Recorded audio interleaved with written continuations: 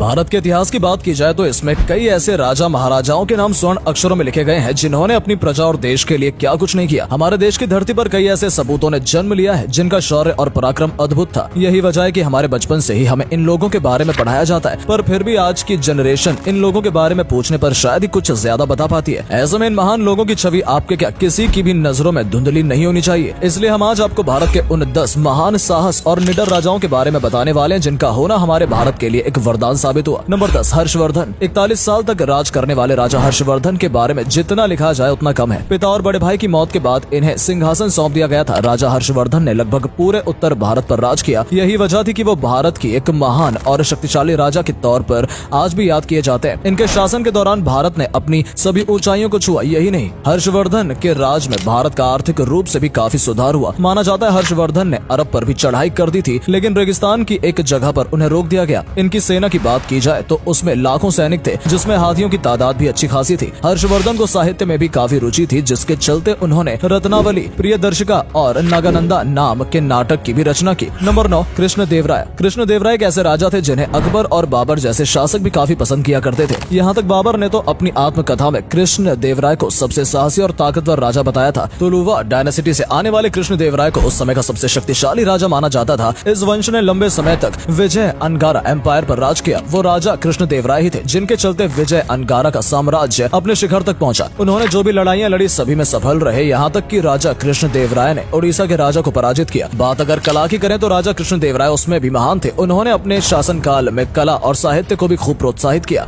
Number 8, पौरुष। पौरुष के साहस की बात करें तो ये तो इतने साहसी थे कि इनके तो दुश्मन भी इनकी वीरता को देखकर दंग रह जाते थे। जिस समय भारत एक देश नहीं बल्कि कई छोटे छोटे राज्यों में संग्रह हुआ करता था, तब पौरुष भी एक छोटे से राज्य के शक्तिशाली राजा हुआ करते थे, पर वो आसपास के सभी राज्यों में सबसे ताकतवर थे। इनकी ताकत का अंदाजा तो अब इसी बात से लगा सकते हैं। इन्होंने अलेक्जेंडर द ग्रेट के लगभग 50,000 की सेना के सामने अपने करीब 20,000 सैनिकों को खड़ा करते समय एक बार भी अपनी जान की फिक्र नहीं की। जहां बाकी राजाओं ने अलेक्जेंडर द ग्रेट के सामने घुटने टेक दिए थे, वहीं पौरुष ने अलेक्जेंडर की सेना का डटकर सामना किया था। और तो और इनके व्यवहार से अलेक्जेंडर खुद इतने प्रभावित हुए कि इनके साथ दोस्ती का हाथ आगे बढ़ा लिया। नंबर 7, महाराणा प्रताप। भारत के स्वतंत्रता सेनानी कहे जाने वाले महाराणा प्रताप के शौर्य की गाथा हम सबने अपने बचपन से ही पढ़ी है। 7 फीट 5 इंच के महाराणा प्रताप की ताकत का अंदाजा उनके भाले से लगाया जा सकता है। महाराणा प्रताप का भाला लगभग से 81 किलो का था, जिसे वो हमेशा साथ रखते थे। उनकी 2 तलवार 208 किलो की थी और उनका कवच 72 किलो के आसपास का था। अब आप इसी से इस वीर योद्धा की क्षमताओं का अंदाजा लगा सकते हैं। महाराणा प्रताप एक ऐसे राजा थे जिन्होंने अपनी प्रजा और देश के लिए अपने राज्य तक को छोड़ दिया था और जंगलों में कई सालों तक केवल घास की रोटी खाकर दिन गुजारे थे। महाराणा प्रताप युद्ध के दौरान भी एकदम बराबरी से लड़ते थे, तभी तो दुश्मन की तलवार अगर गिर जाती तो उसे अपनी एक तलवार देकर लड़ा करते थे। यही नहीं, महाराणा प्रताप को जानवरों से एक अलग लगाव था, तभी तो जहां इतिहास में महाराणा प्रताप का नाम स्वर्ण अक्षरों में लिखा है, वहीं उनके वफादार घोड़े चेतक के भी खूब चर्चे हैं। नंबर 6, अशोका। अशोका एक ऐसे सम्राट थे जिनका निशान आज भी हमारे तिरंगे में समाया हुआ है। भारत के तिरंगे पर बना अशोक चक्र इन्हीं की देन है। इनके द्वारा बनाए गए 5 स्तंभ सरनाथ, इलाहाबाद, वैशाली, दिल्ली और सांची को आज देखने के लिए दूर दूर से लोग आते हैं। इतिहास गवाह है कि शुरुआती दिनों में जो राजा बेहद क्रूर होने की वजह से जाना जाता था, वहीं एक समय पर अपनी दरिया दिली के चलते देवप्रिया के नाम से जाना जाने लगा। एक समय था जब अशोका ने गद्दी का सुख भोगने के लिए अपने ही 99 भाइयों को मौत के घाट उतार दिया था, पर कल को जीतने के लिए जब लाखों लोगों का खून पानी की तरह बहाया तो अशोका का दिल ये देखकर सहम गया और उन्होंने ये सब छोड़ शांति और प्रेम से रहने की ठान ली। सम्राट अशोका ने अपने आदेशों और आदर्शों को लोगों तक पहुंचाने के लिए कई मूर्तियों और स्तंभ का निर्माण किया जिन पर आदर्श वाक्य और आदेश लिखे गए थे।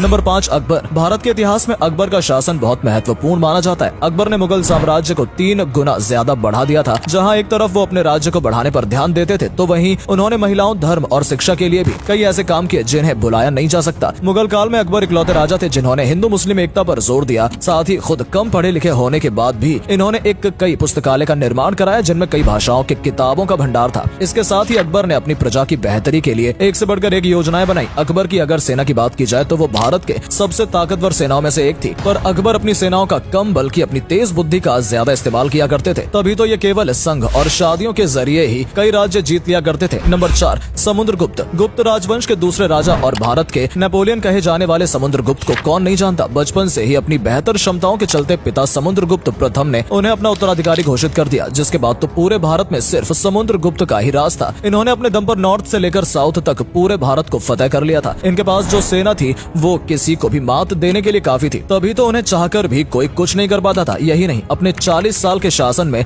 समुद्रगुप्त ने धर्म, साहित्य और कला को भी खूब बढ़ावा दिया। समुद्रगुप्त ने अपनी प्रजा के जीवन में भी काफी सुधार किया। उनके राज्य की खास बात ये थी कि वो सबको एक समान मानते और सभी को सुख सुविधाओं के सभी साधन प्रदान करते थे। इसमें कोई दो राय नहीं है कि वो समुद्रगुप्त ही थे जिनके शासनकाल को राजनीतिक, सांस्कृतिक, सामाजिक और आर्थिक रूप से संपन्न में माना जाता है। नंबर 3, पृथ्वीराज चौहान। अब ये हमारी खुशकिस्मत है कि भारत की पावन धरती पर पृथ्वीराज चौहान जैसे महान राजा ने जन्म लिया। इन्हें हरा पाना किसी के बस की बात नहीं थी, पर कहते हैं जब अपने ही आपकी मौत के दुश्मन हो तो आप चाहकर भी कुछ नहीं कर पाते। कुछ यही कहानी पृथ्वीराज चौहान की भी थी, जिन्हें खुद राजा जयचंद ने दुश्मन का साथ देकर मरवा दिया। अजमेर के राजा चौहान के यहाँ जन्मे पृथ्वीराज चौहान बचपन से प्रतिभाशाली थे। कम उम्र में पिता को खोने के बाद पृथ्वीराज को अजमेर के राज की गद्दी सौंप दी गई, जहाँ उनकी बल बुद्धि के कारनामे देख दादा इतने खुश हुए कि उन्हें दिल्ली का उत्तराधिकारी बनाने का ऐलान कर दिया। पर राजकुमारी समयुक्ता से शादी करने के बाद इनके सर पर खतरे के बादल मंडराने लगे, जहाँ पर मोहम्मद गौरी ने इनको आक्रमण कर हरा नहीं पाया। वहीं दूसरी बार राजा जयचंद ने इनके दुश्मन का साथ दिया और इन्हें हराकर कैद करवा लिया, जहाँ इनकी आंखें तक फोड़ दी गई। पर कहते हैं कि एक वीर अंत तक वीर ही रहता है, तभी तो अंधे होने के बाद भी सम्राट पृथ्वीराज चौहान ने मोहम्मद गौरी को एक तीर से मार गिराया था। नंबर 2, चंद्रगुप्त मौर्य। बचपन से ही हमने चंद्रगुप्त मौर्य के बारे में पढ़ा और टीवी सीरियल्स में इनकी महान कहानियों को देखा है। ये वही वीर थे जिन्होंने भारत में मौर्य साम्राज्य की स्थापना की, साथ ही इन्होंने उस समय छोटे छोटे सभी राज्य को एक साथ जोड़ा और एक बड़ी ताकत के रूप में लाकर खड़ा कर दिया। चंद्रगुप्त मौर्य ने अपने जीवन में जो कुछ हासिल किया उसके पीछे चाणक्य के जैसे महान गुरु और कुछ कर दिखाने का साहस ही था। बचपन से ही चंद्रगुप्त उस समय मगध पर राज कर रहे नंदा एम्पायर के राजा धनानंदा से अपनी माँ के अपमान का बदला लेना चाहते थे, जिसके चलते उन्होंने चाणक्य से शिक्षा लेनी शुरू की और अपनी एक ऐसी सेना बनाकर तैयार कर दी जिसका सामना कर पाना आसान बात नहीं है। इस सेना के बल पर चंद्रगुप्त ने धनानंदा को मगध से उखाड़ कर फेंका और अपने नाम का झंडा पूरे भारत में लहरा दिया। नंबर 1, छत्रपति शिवाजी महाराज। भारत में छत्रपति शिवाजी महाराज को भगवान की तरफ पूजा जाता है, क्योंकि यही वो राजा थे जिन्होंने मराठा साम्राज्य की स्थापना की। शिवनेरी फोर्ट में जन्मे शिवाजी बचपन से अपने माता पिता और गुरु से वीरता, धर्म और शक्ति का पाठ पढ़ते आ रहे थे। यही वजह थी कि केवल 18 साल की उम्र में ही शिवाजी ने मराठा साम्राज्य को बनाने के लिए अपनी सेना बनाना शुरू कर दी। यही नहीं, शिवाजी के बल, बुद्धि और ज्ञान को देखते हुए कई बार लोगों ने उन्हें मारने के भी कई तरीके निकाले, पर शिवाजी इतने चौकन्ने रहते थे कि परिंदा भी उनके सामने पर नहीं फड़फड़ाता था। जिस समय मुगलों और अंग्रेजों के सामने कोई बोलने से भी डरता था, उस समय वो शिवाजी ही थे जिनसे ये दोनों टकराने से डरा करते थे। अपनी वीरता और बुद्धि के बल पर शिवाजी ने उत्तर से लेकर दक्षिण तक अपना दबदबा बनाया हुआ